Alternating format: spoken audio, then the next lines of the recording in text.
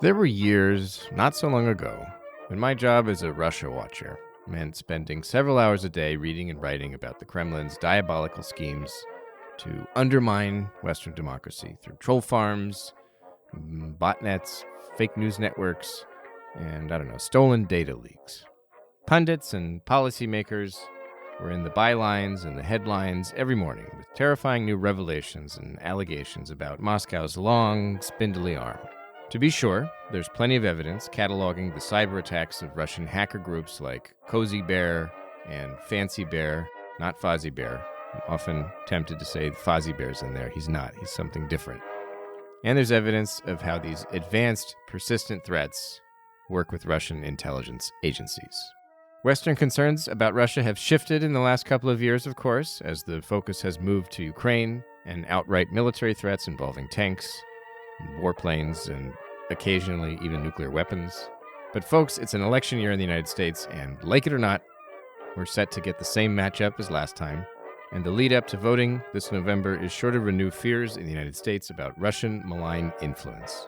And that means more paranoia from politicians, more alarming op-eds and white papers from the institutes created and funded to draw attention to foreign disinformation, and more mutual suspicions among ordinary people on social media, where journalists and pundits often draw their anecdotal conclusions about popular opinion. This week, for a skeptical view of the foreign disinformation threat, I spoke to Gavin Wild, an adjunct faculty member at the Alperovitch Institute, a senior fellow at the Carnegie Endowment for International Peace, and a former director of Russia, Baltic, and Caucasus Affairs at the U.S. National Security Council. Welcome to the Naked Pravda.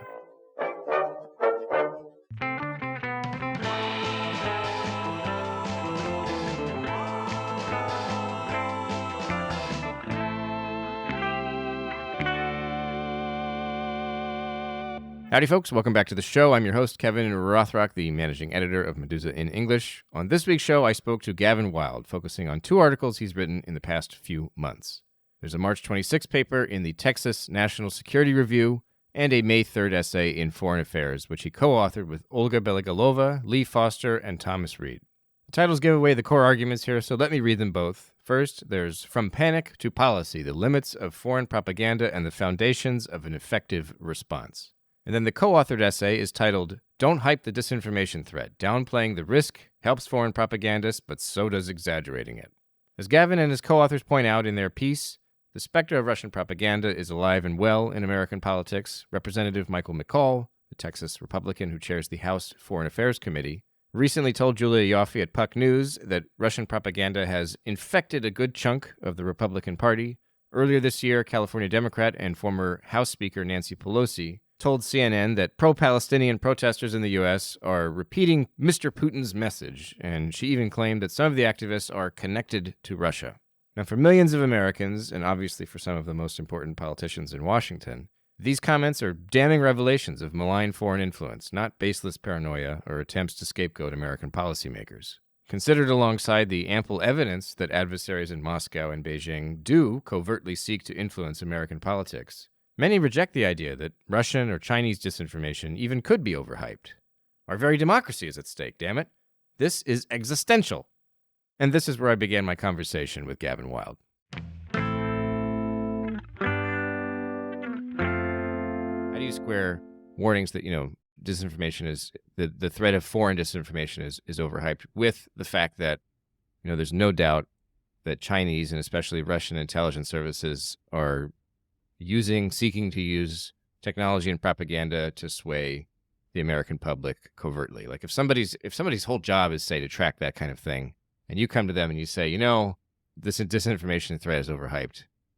How do you get on like the same footing with these people? Like it seems as though you're disagreeing on too many sort of a priori levels that you can't even converse with them. But I assume that's not true. So what is the conversation you have with people from that perspective? Yeah, no, I think it is a very difficult circle to square, and it's certainly not meant to besmirch any of what I think is good faith attempts to, whether it's protect democracy or to call out Russian perfidy, like all good things kind of on their face. I think the proper way to really approach Russia's idea of information warfare in particular, but probably the idea of propaganda more broadly, is like a Ponzi scheme. Yes, it involves trickery and fakes and deception to some degree. Yes, it's going to probably dupe some subsection of the public. I would argue most likely those who are already prone to making poor investment decisions beforehand. But also, yes, I think it would be silly for, say, the Wall Street Journal or the United States Treasury and the Securities and Exchange Commission and the FBI to kind of swarm towards Ponzi schemes and treat them as if they comprise the entire economy or as if they pose some kind of existential threat to it. And I think kind of managing the distinction, again, if we use this Ponzi scheme as an example, manage the distinction between criticizing a Ponzi scheme and criticizing the product that's being sold. So, for instance, it would be silly for all of us to expend a great deal of resources and focus on debunking the health claims of a vitamin supplement that's being sold in a Ponzi scheme, or worse, to try to decide to go into business as a kind of competing Ponzi scheme selling a higher quality vitamin supplement. You'd kind of be missing the forest for the trees if you focus so much on the product that you failed to educate people on the fact that Ponzi schemes are bad because it's a fundamentally unsound economic model. And I think the correct approach would be to point out how Ponzi schemes are good at one thing and one thing only, and that's really channeling clout and resources to the very people who cook them up. And so the value in studying information warfare thinking or disinfo and propaganda and researching how they conducted it, I think is more in debunking the myth of its efficacy, not in reinforcing it. And that's a fine distinction, but I think that's one the West, and certainly here in DC, we kind of need to climb our way out of the latter and get better at the former. Because at the end of the day, if you look at your research and you go, does this present Russian propaganda and disinformation as if it's as powerful as its theorists wish it was? Or does this educate folks on how cartoonish and what an unfortunate view of the world and the way information works? Is it fair to call it like the anti-disinformation? Is it a business or is it a policy group or preference? Like, what do you, I mean, maybe it exists in different formats, but where do you think it's most, I don't know if pernicious is too strong a word, but like, where do you see the overhyping at its worst? Is it with like the people working with disinformation in sort of in like a business capacity, whether they're like getting grants or running foundations or something like this, or is it on the policy side? It's like the FBI and the White House and the actual government. Like where's the problem worse in your opinion? I think it's in the best case scenario, I think we've inadvertently built a bit of an incentive structure on all those scores where we've now created a feedback loop. Like if you put a bunch of amplifiers in a room and face them at each other, it's now just kind of this self-sustaining din where bad actors in Russia decide to do a thing motivated by the fact that if they do a thing splashy enough and loud enough and get some coverage in the US media or by the platforms or by civil society, they can take printouts of that, go to somebody in Moscow with power, political patronage to offer and say, look, we're doing a thing, and allow them to keep doing it. And the same incentive structures exist here, whether you're in government, whether you're in media, whether you're in civil society. We caught them, we see them doing this, we're getting better at understanding how they do it, we're exposing them, and that kind of, all of that din around the actual tradecraft and the attempts really drowns out the deeper question of, well, did it actually mean anything? Are we just all incentivized now to keep attempting it and keep exposing it for its own sake? Now, that's in the best case scenario. In the worst case scenario, what I think there's probably an ideology of counter-propaganda or anti-Russian disinformation that's taking shape that starts to adopt some of the same qualities as certainly folks in Moscow and I imagine Beijing have, where they've started to view the information ecosystem as if it's all orchestrated, as if it's all mechanistic. They start to view any narrative whatsoever as being necessarily kind of controlled by outside actors, all of which kind of excuses their own failings at governance, all of which would excuse their domestic political elites from their own role in fostering a healthy discourse. So that conspiratorialism and that hubris, I think, starts to kind of be a weird mirror image of the propagandists themselves. And I think, referencing Hannah Arendt in the 1950s, I think she's probably the best thinker we've had on kind of totalitarianism and propaganda in the last century. She talked about how propaganda is an escape from responsibility. It's a sense of community, a prepackaged sense of identity, and ultimately a sense of control over a chaotic socio-political environment. Well, in a weird way, I would argue that the way we think about counter-propaganda, however noble our motivations may be, sometimes leads us down those same pathways where it becomes a bit of propaganda in and of itself. How elastic is the sort of foreign adversary quality here? I know that you've worked a lot on Russia, the Baltics, the Caucasus, and that sort of region of the world. And so a lot of your research on disinformation is grounded there. But you've mentioned Beijing, and China comes up a bit in some of these articles that I've been citing. And I know that this very much follows whoever the geopolitical bad guy is in American political thinking. But let's say, this maybe 50 years from now, we're really going to be at odds with India or Brazil or something. Do you see the arrangements of counter disinformation right now? They could just sort of slide into that too. Like that's how this stuff is built. I get the sense that played a big role. I mean, especially in studying how this kind of took shape over the last century. Certainly, it was just kind of a bit of the flavor du jour. McCarthyism was a big illustration of that. Whichever geopolitical adversary is kind of most looming largest we start to look at them through that prism.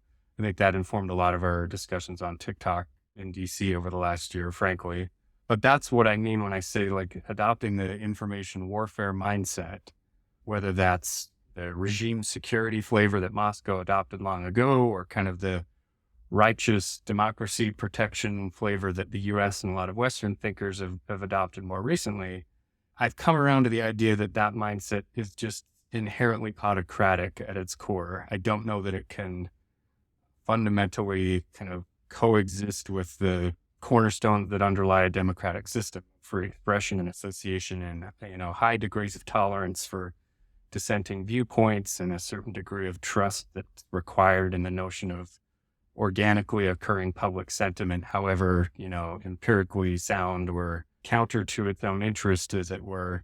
So because the fundamental instincts of this kind of information warfare mindset are insecurity, are conspiratorialism, are hubris. And when those tend to be institutionalized by the state, they usually take the form of censorship and technocracy and repression. And I think you're starting to see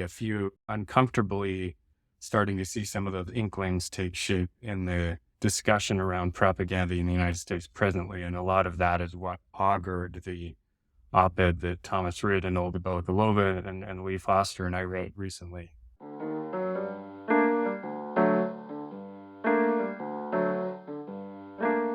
I had a question about this. Actually goes back to the Texas National Security Review article. You have this interesting enumeration where you say that states generally perceive information as a threat in 3 general categories. And you say that there's technological, the ability to defend networks. That one makes sense to me. Intelligence, the ability to avoid surprise. Okay. And then the last one, you say cognitive, the ability to protect the public's sense of well-being. And you note that in 2016, Moscow breached all 3, but this cognitive category maybe the most jarringly. Those are your words. And I wondered if you could kind of explain a little bit more about what you mean when you say the public's sense of well-being and how that relates to Russian disinformation operations during that election.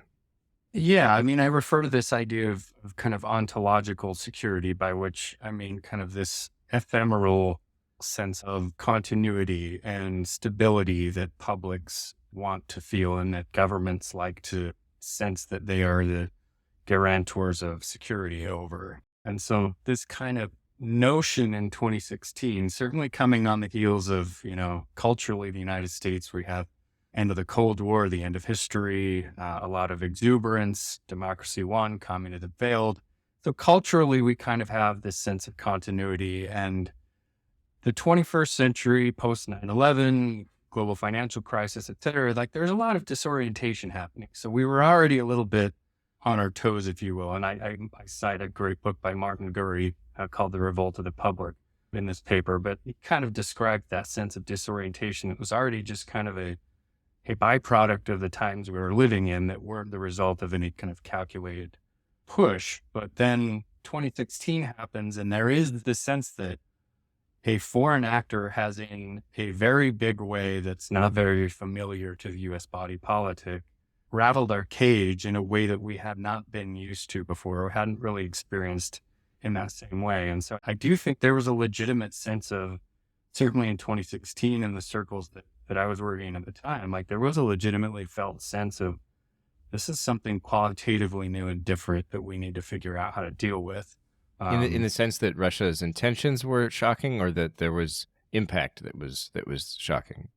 Or probably that there was an event that happened that we did that was shocking in and of itself, like the hack and leak operation, and this idea that we already had domestically, irrespective of Russia, kind of an odd, shocking event that was unexpected in Donald Trump's election.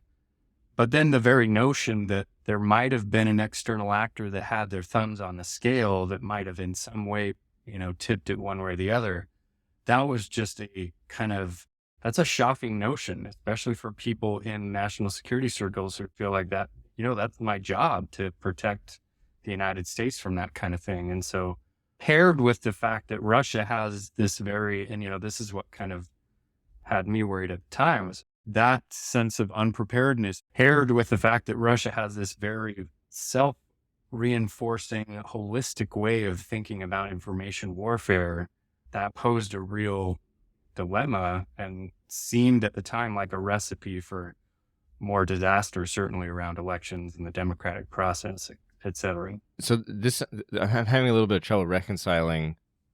Maybe you're just talking like in that moment, that was the feeling, but what I'm hearing is like, okay, the foreign adversary potentially had their thumbs on the scale. This American security establishment is shocked and worried, and the Russian security elite have a particularly aggressive and self-sustaining, or somehow like they're not going to lose sight of their mission at any point because they're committed and they have an ideology that drives them. This sounds to me like what you're describing is like indeed a real threat, and all hands on deck, man the harpoons, like this is trouble. But that's not the argument you make in the other two articles. So what happens between 2016 and now that we can reassess? Well, so I think a couple of things. And again, this paper is a bit of my own deconversion story from that period of panic, which again, I kind of acknowledge is rational and is born of good intent. But I think now the pendulum's probably swung too far of past acknowledging Russia's approach to the information environment. And now almost, I worry that we've, in some circles, decided to adopt that same kind of viewpoint of the information environment ourselves. And I think the more research you dive into both history and the humanities, and certainly in cognitive science and political science, social psychology, or complexity science even, the more you kind of see how extremely limited we are in understanding how individuals and groups form attitudes and beliefs and behaviors. And often researchers in these fields can't replicate the findings of their studies at all, much less across time or geography. So there's very few ironclad universal forms or laws governing human media interaction or deception. Everything's very contingent, everything's emergent and unquantifiable. So there's very few places where we can draw causal chains from some input to a predictable output.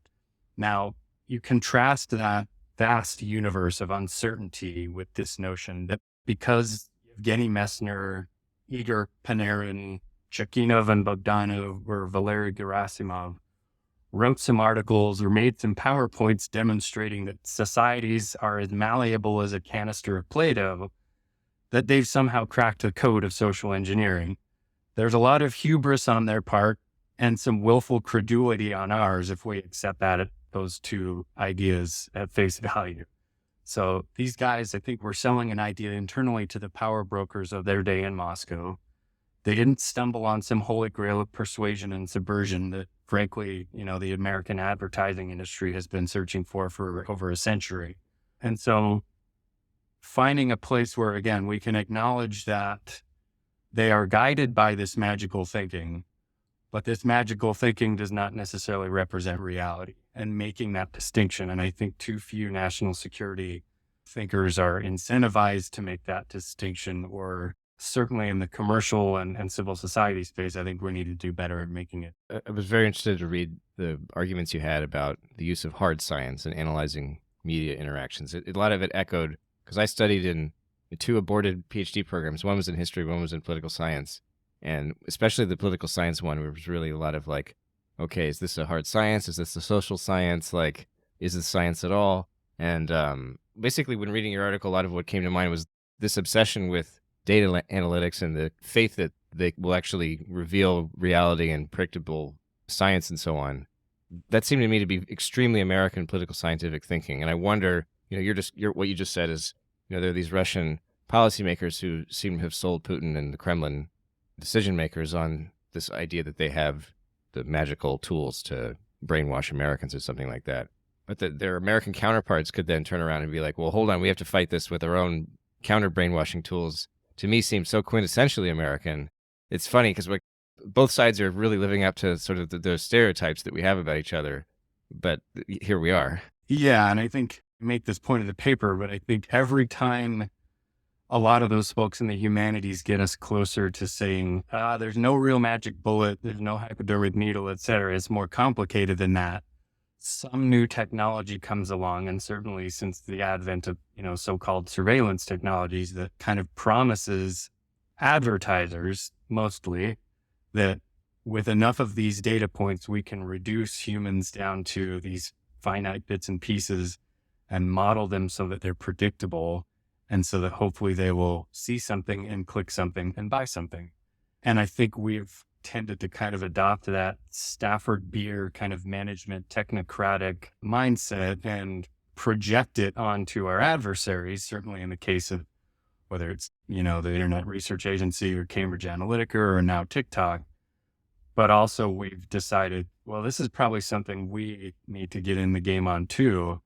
And I think on both scores, there's a little bit of certainly snake oil being sold by people with a profit motive, but also by people with a political motive. And that kind of leads us to the unfortunate tenor and tone of the conversation in DC around Russian propaganda being the root of, all evils, especially when it comes to discussions around Ukraine assistance, et cetera. That I think is unfortunate and is kind of, we need to reset the clock a little bit in these combos. And so resetting the clock, letting the pendulums swing back to something more reasonable or moderate, where then would you stop the pendulum from going the other way? Because obviously some of your advice is to ignore a lot of the disinformation because it only, gives it new life and so on.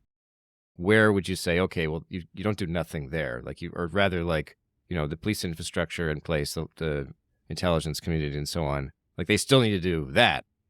What are some of the that's? So I look at outfits certainly like the Global Engagement Center, where there is a noble mission to document and discuss where we have pretty good forensic concrete proof of some kind of orchestrated, intentional, goal-oriented plot to do a thing. I think there's a documentary history piece of this that's certainly legitimate, and I'm glad people are doing it.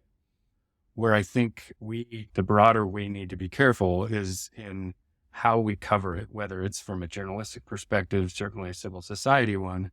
We just need to choose our language more carefully and ask ourselves before we hit the publish button or before we go testify on the Hill or make a statement from the Hill, are we reinforcing the Kremlin's power, purported power, this mythology?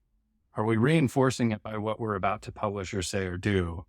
Or are we educating folks on a broader are we making a broader meta commentary about the practice of propaganda?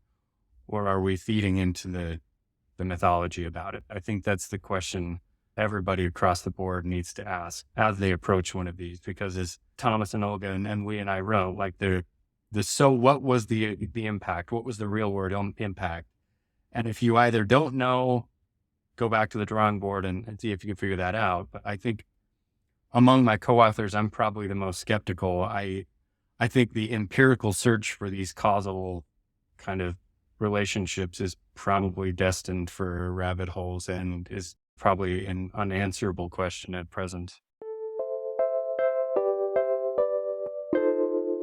I wanted to ask you about the partisan context of concern or paranoia about foreign disinformation, because it seems even in the foreign affairs article, we get some of the examples we get are Nancy Pelosi saying that some pro-Palestinian protesters are connected to Russia. You mentioned Marjorie Taylor Greene parroting what appears to be Russian disinformation, but turns out it's good old homegrown stuff about Ukraine's corruption. We have Texas Republican Michael McCall saying that his party's base is, infected with Russian propaganda. So it seems to me like a lot of the allegations of being under the influence of foreign influence or Russian influence are directed at Republicans, and they often come from Democrats, but as we see, sometimes they come from moderate Republicans. But this seems to me to be important partisan context, and this is also why I assume, again, I'm kind of speaking, intuitively. I'm not a U.S. politics expert or anything like that, but it seems like a lot of Americans are just sort of following partisan cues. Like, how important is the partisan context to disinformation, specifically Russian, but maybe if you could expand also to Chinese disinformation and foreign influence operations, something like that? Like, how important is it to understand the partisan context here? Like you, I'm certainly no expert on the kind of political science and the partisan dynamics. I think a couple of things I would note just intuitively, rather, as you say. Number one, I mean, I think nothing in these articles should be construed as in any way, any kind of endorsement of the kind of bullying and partisan hackery, frankly, that's happening against researchers in the United States using the bully pulpit of certainly Congress. I think it's unfortunate. It's besides the point, I think, in a lot of ways, and it's a bit of demagoguery and distraction. But what I think is maybe perhaps a meta commentary that I would like to make that I think made sense was probably a risk even back as far as 2016 and some of the discussions I was having, at least, of it's very difficult to have conversations about communication and who has the power to say what. When you enter that fray, whether that's as a researcher or a national security official, or from any position where you would putatively like to come at it from an apolitical position or one of neutrality and objectivity, however much you may hope for that to remain an apolitical conversation, when it gets to issues of power and elections in particular, it's not possible to play referee without becoming a quarterback.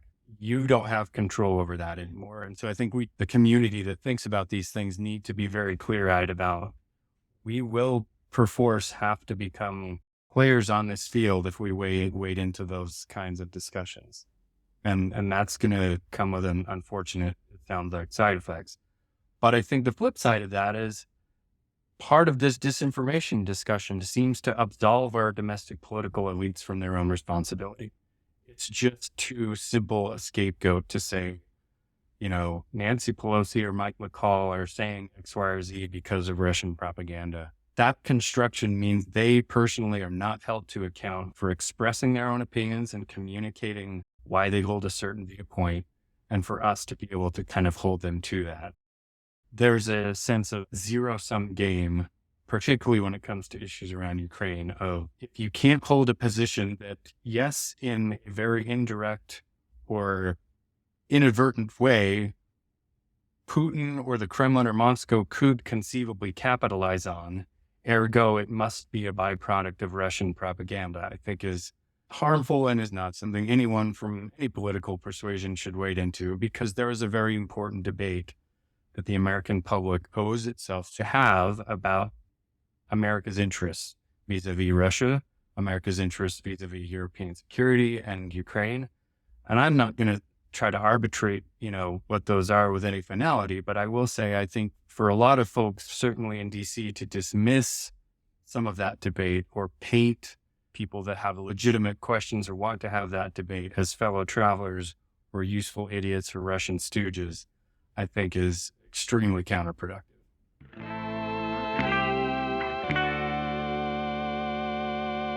Thanks for tuning in, folks. This has been The Naked Pravda, a podcast from Meduza in English. Remember that undesirable status back in Russia means our entire news outlet now relies on readers and listeners around the world to support our work. Please visit our website for information about how to become a contributor with one-time or recurring pledges. Thanks again. Until next week.